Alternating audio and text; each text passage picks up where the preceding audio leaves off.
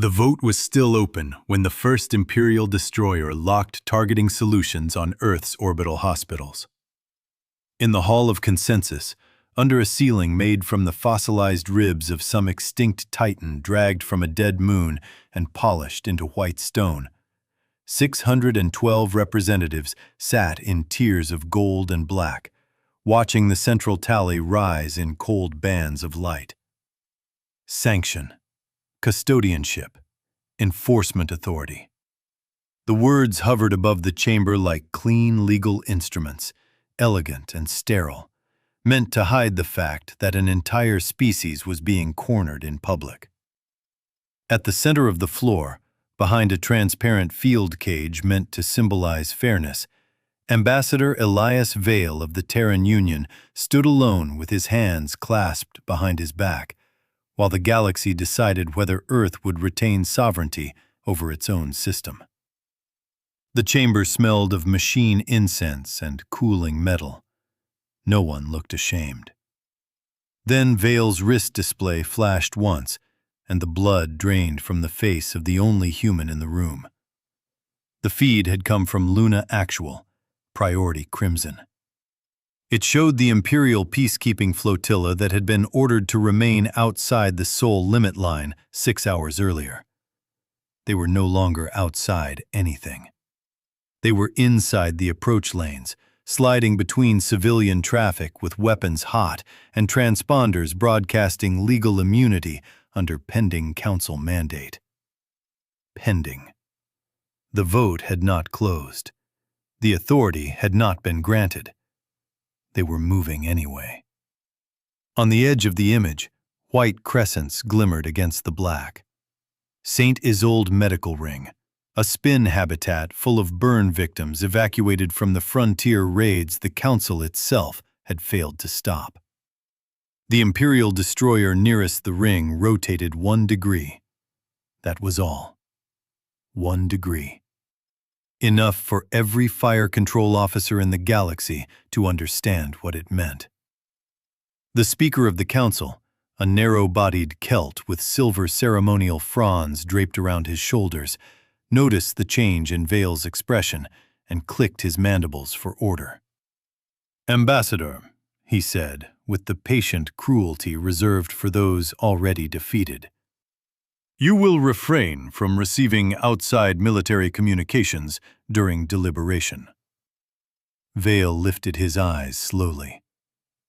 "You may wish," he said, "to check whether your deliberation is still theoretical." A ripple moved through the chamber. Screens opened across the upper ring as aides pulled feeds from Sol. Several delegates stiffened. A few looked genuinely startled. Most did not. The Imperial bloc sat with the composed stillness of predators who believed surprise had become legality the moment they were strong enough to impose it.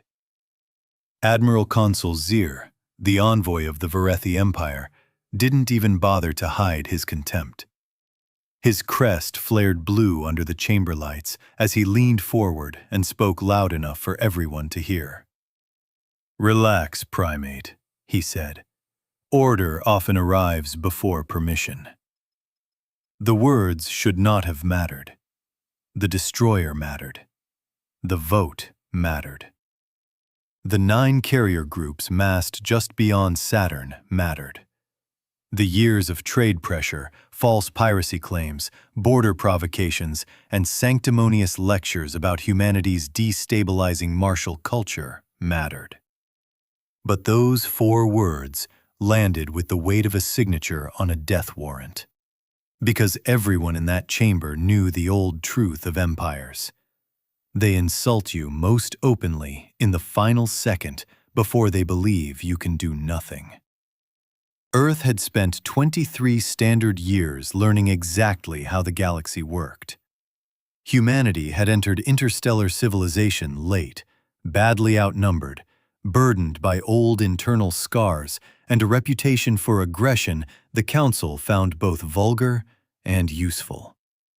The great species called humans emotional, provincial, over-attached to individual rights, too willing to arm civilians, too reluctant to submit strategic command to central authority. They said Earth thought like a war camp and traded like a smuggler. They said humanity smiled too easily and forgave too little. And for 23 years, while alien diplomats mistook caution for insecurity, humans signed the treaties, paid the tariffs, escorted convoys through pirate corridors no one else would touch, rebuilt dead ports after xenoplagues, and supplied half the rimward colonies with fusion ceramics, agricultural genomes, and navigation software so reliable the galaxy stopped remembering where it came from. Then the frontier raid at Sagan Reach had given the Council its pretext. A chain of outposts along the Perseus Drift burned in a coordinated attack blamed on human privateers before the wreckage had even cooled. Every surviving data node in the sector carried the same impossible signature: Terran command encryption wrapped around weapons telemetry. The evidence was too perfect. Some species noticed. Most pretended not to. The Empire demanded emergency sanctions. The Council formed a review panel staffed by states indebted to imperial shipping banks.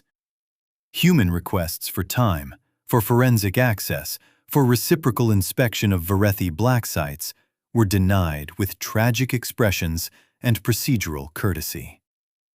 Then came the proposal to place Sol under temporary, multi-species stewardship until humanity's military posture could be normalized.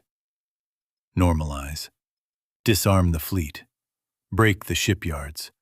Put alien inspectors over Earth's orbitals. Call it law.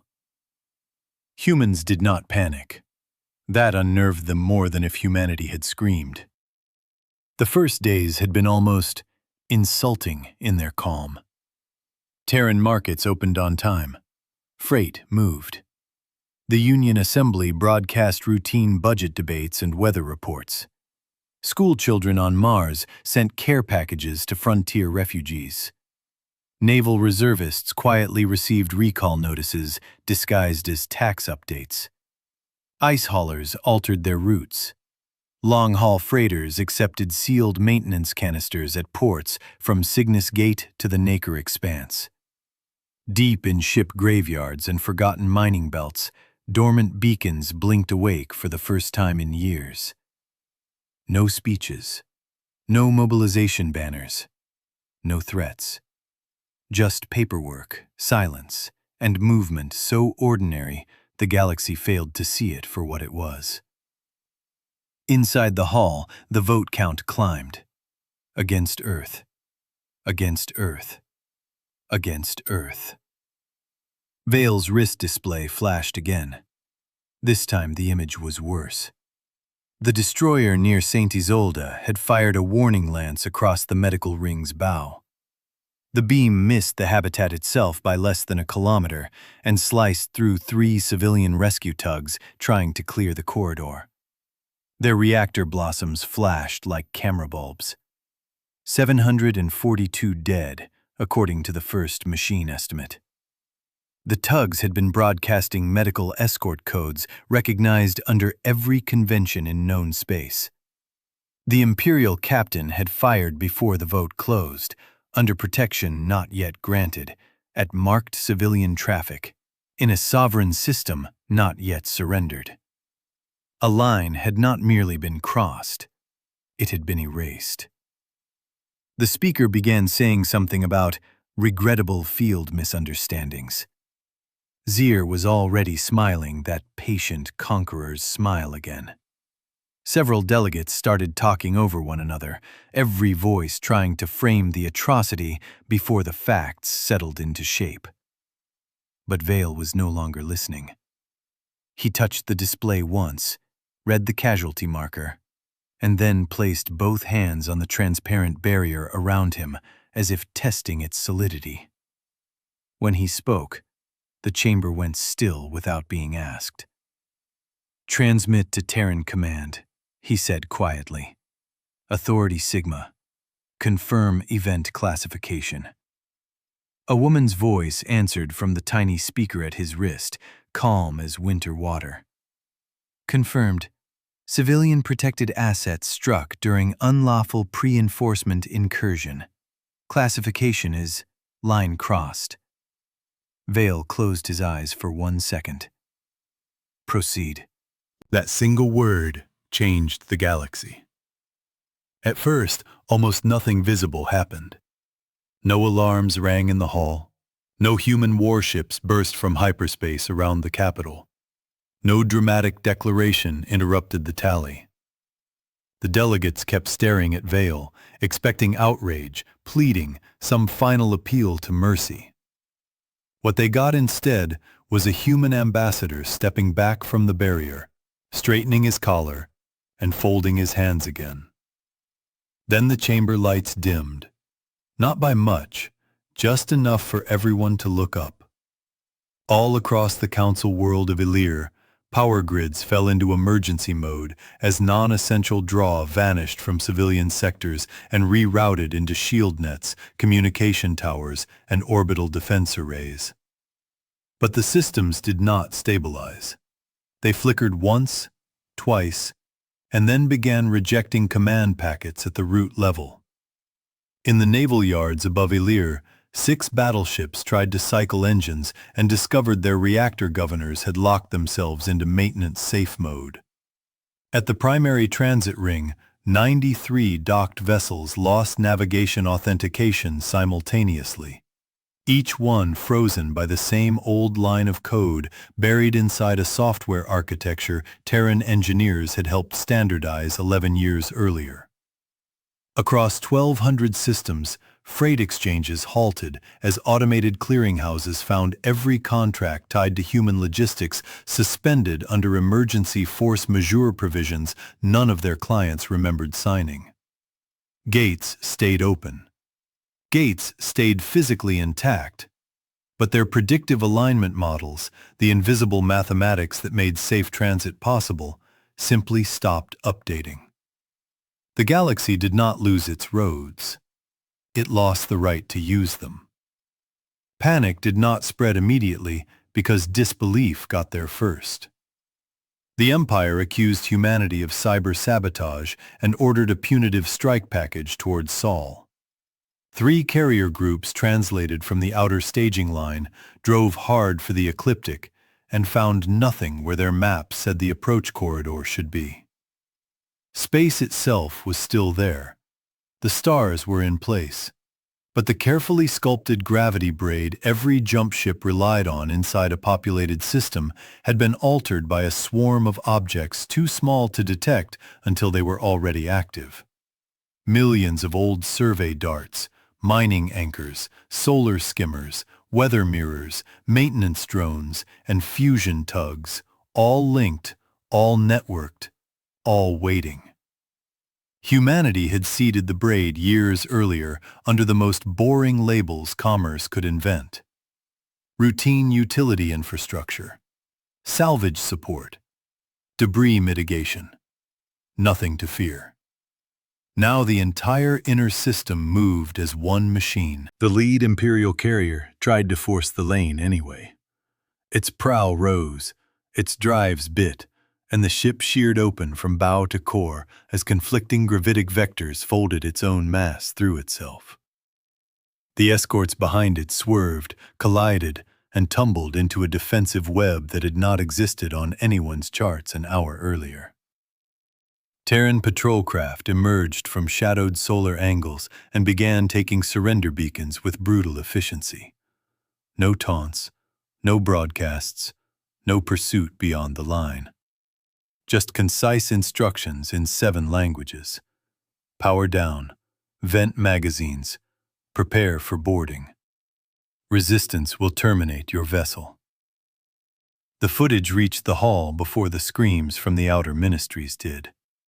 Impossible, Zir hissed, half rising from his seat. Vale looked at him for the first time since the warning shot.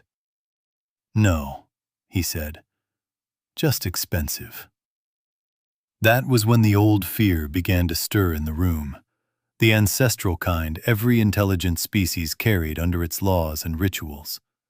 The fear of realizing too late that the quiet civilization in the corner had not been weak, only patient. For decades, the Council had assumed human military strength was concentrated where military strength usually lived: invisible fleets, shipyards, missile stocks, troop numbers, published tonnage. Terran fleets were respectable, but not overwhelming. Terran worlds were productive, but not uniquely rich. Earth's diplomacy was competent, sometimes irritatingly moral, never dominant. That was the surface reading. The real Terran doctrine had been buried in logistics schools, merchant academies, and legal language so dry even spies got sleepy reading it. Humanity had taken one long look at galactic history and reached a simple conclusion. Fleets were theater. The true empire was maintenance.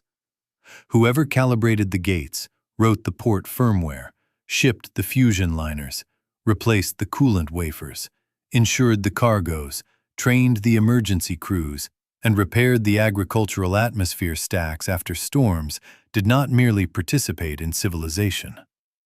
They held civilization by the throat. Humans had not built the largest navy in the galaxy. They had built the galaxy's dependence on not being angry at them. And now, they were angry. Within another hour, rimward colonies began calling for help as food shipments missed windows, medevac routes vanished, and orbital processors stood idle, waiting for Terran ceramic components no one else knew how to manufacture at scale. Council admirals ordered local overrides and discovered their reserve code libraries had been silently replaced months earlier with human-authenticated mirrors, triggered only under unlawful enforcement conditions. On Varethi worlds, military fuel depots reported contamination alarms in batch after batch of antimatter stabilizer. Nothing was actually contaminated. The human system had simply revoked certification and bricked the safety chains until new inspections could occur. No inspections were possible. Every approved inspector was Terran trained. Zir demanded immediate armed intervention. Several delegates agreed out of reflex. Then, the frontier feeds began arriving.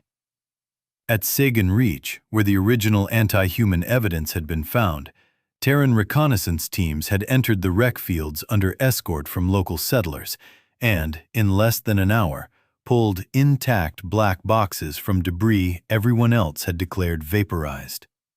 The recordings were broadcast galaxy-wide on unsecured public frequencies before any court could suppress them. They showed Varethi raiders in stolen human hulls. They showed Imperial operatives planting Terran encryption ghosts after the massacre. They showed a Council review commissioner receiving payment through 3 shell polities. They showed enough to collapse 10 governments on the spot. Most devastating of all, the timestamps proved the evidence against Earth had been fabricated before the outposts were even attacked. The Hall of Consensus erupted. Delegates shouted over one another. Security drones swarmed the air like metal hornets. The speaker pounded for order while news chyrons in a dozen alphabets splashed treason, fraud, unlawful war powers, and nullification across every wall. Some officials tried to leave. The doors sealed. Not with violence, with protocol. The building's own emergency system, maintained under a Terran service contract, had placed the chamber in protective lockdown against mass casualty civil disorder. Humans had written that clause too. Zir's crest went white with fury. "You planned this." Vale did not deny it. "We prepared for the day law was used as camouflage. You infiltrated sovereign infrastructure. We maintained what you were too arrogant to understand. You have started a galactic war." "No," Vale said. "You started one when you fired on our medical ships before your vote was legal. What you are feeling now is the consequence of discovery. The Empire moved next out of wounded pride and dying habit. From hidden positions beyond the formal fleet lines, 3 Varethi dreadnoughts lunged toward Mars, aiming to cripple the Terran shipyards before Earth could consolidate the initiative. They never reached firing range. As they crossed the heliostat belts inside Sol, the sun itself seemed to blink.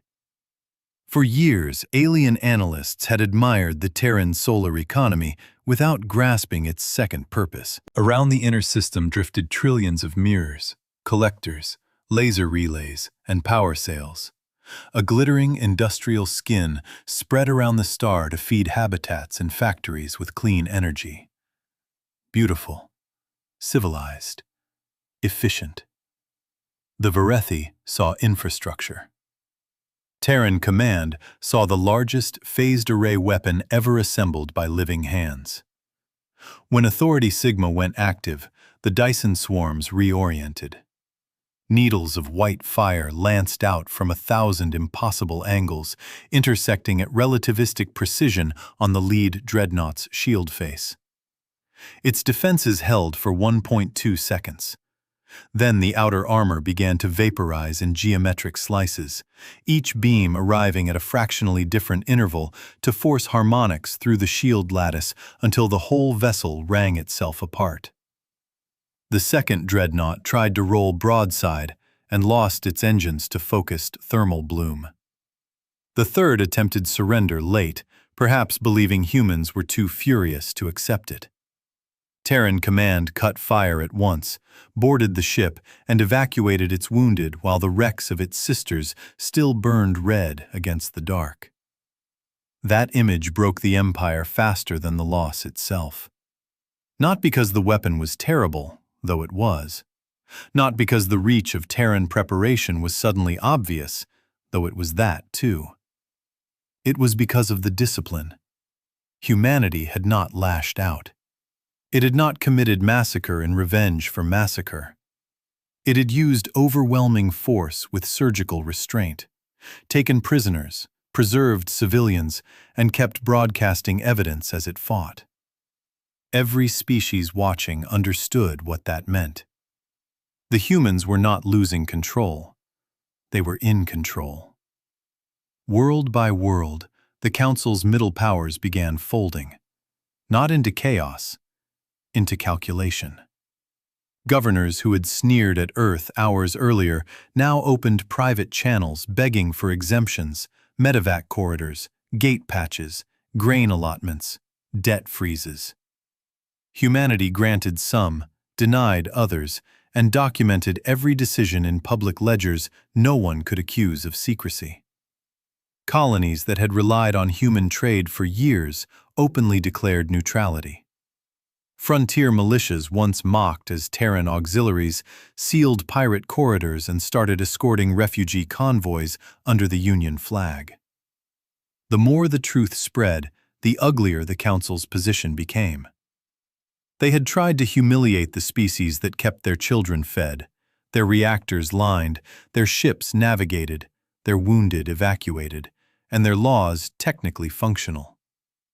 Still, the final collapse came from something far more intimate than logistics or firepower. On the 12th hour after the line was crossed, St. Isolde Medical Ring finished transmitting its dead. 742 names. Humans do strange things with names. The galaxy had never really understood that. Other species mourned through totals, through bloodlines, through caste records or memory songs. Humans did those things too, but they also insisted on the obscenity of individual accounting. Every life counted separately. Every life named.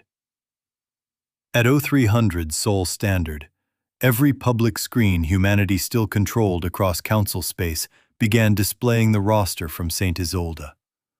No music, no slogans, just name, age, profession, next of kin, and final recorded location at the moment the Varethi Lance passed through the rescue corridor. Nurse, dock pilot, maintenance apprentice, trauma surgeon, child, child, child. Then came the line beneath the list. This happened before the vote ended. No army in history had ever landed a strike like that on the conscience of a watching civilization. Neutral populations saw it. Colonial laborers saw it. Clerks, naval ratings, monks, port mechanics, students, hatchlings, larvae, and broodmothers saw it. Even species that feared humanity began to ask the question their rulers did not want asked. If this was what the Empire did before it had legal cover, what would it do after? By the time the Council reconvened under emergency tribunal, the Empire was isolated. 2 client states had defected. 4 admirals had refused offensive orders. Half the enforcement coalition had powered down and requested Terran inspection teams to certify they had not participated in the Sol incursion. The speaker's fronds were torn. Zir looked older by centuries. Vale stood once more in the center of the chamber, but the transparent barrier around him was gone. "State your demands," the speaker said, his voice raw. Vale did not glance at prepared notes, because there were none. Humanity had known its terms long before the vote began. Immediate withdrawal of all non-Terran military assets from the Sol system and all affiliated approach corridors, he said. Surrender of the officers who ordered or executed unlawful fire on protected civilian vessels. Full release of the Sagan Reach Tribunal records. Dissolution of the current emergency sanctions framework. Independent reconstruction funding for every colony harmed by falsified evidence. Public recognition of Terran sovereign parity under interstellar law. And one more thing. The chamber leaned toward him. "The vote," Vale said, "will be completed." A murmur of confusion spread. Zir gave a brittle laugh, as if madness had finally found the human. "You still care about our vote?" Vale's expression did not change. "No. I care that every world sees who stood where when the hospitals were burning." They completed it. Not because humanity needed permission anymore. Not because the Council retained leverage. They completed it because humans had chosen the crueler mercy. Memory. Let history preserve every name, every species, every government that had raised a hand against Earth while Imperial guns were already crossing the line. Let there be no myth later, no convenient fog, no post-war legend that everyone had opposed the Empire in secret. The final tally descended in hard light through the chamber. Fewer votes against Earth now. Many delegates had changed sides under the pressure of proof and fear. Some abstained. Some openly condemned the Empire. But the record of the first count remained archived, permanent, and visible. When it ended, the Council formally recognized the Terran Union as a sovereign equal with autonomous military authority and binding veto power over any action affecting Sol or human-administered trade routes. The sanctions were voided. The emergency tribunal authorized arrests. Zir was ordered into custody. He ran. Only 3 steps. Council security stunned him before he reached the aisle. No one in the room moved to help. Outside, the war unraveled with the same ruthless order in which it had begun. Terran fleets did not advance into Imperial core worlds. They did not glass cities or hunt civilians or drape themselves in the old savage fantasies the galaxy had once projected onto them. They shut things down. They isolated arsenals, seized data vaults, escorted refugees, audited fleets, and cut the Empire's command structure into manageable pieces until the whole machine failed under the weight of its own fraud. Varethi worlds that surrendered were fed. Garrisons that complied were disarmed, recorded, and left alive. But every officer tied to St. Isolde or Sagan Reach disappeared into Terran custody and faced trial under laws the Council had laughed at until they needed them to survive. Months later, when traffic resumed under the Sol Accords and the first repaired convoys crossed the gates again, the galaxy found itself speaking of humanity in a different register.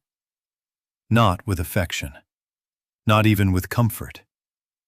Respect was the closest word, but it was incomplete. Respect could still be casual. This was something sharper. The settled knowledge that Earth had not won because it was the loudest, or the cruelest, or the most numerous. Earth had won. Because when the galaxy chose deceit, humans had answered with preparation. When the galaxy chose intimidation, humans had answered with structure. And when the line was crossed, humanity had not needed fury to become unstoppable. St. Isolde was rebuilt in higher orbit, larger than before. At its central ring, where the names of the dead rotated in quiet light, delegations from 100 worlds came each year to sign medical access treaties under Terran guard. Some did it out of gratitude, some out of guilt. Some because they had finally learned that civilization depended less on who could declare law than on who could keep faith when law failed. Ambassador Vale returned to Earth and resigned his post without ceremony. He refused monuments. When asked years later why humanity had acted before the vote concluded, he answered with the same calm that had frozen the Hall of Consensus.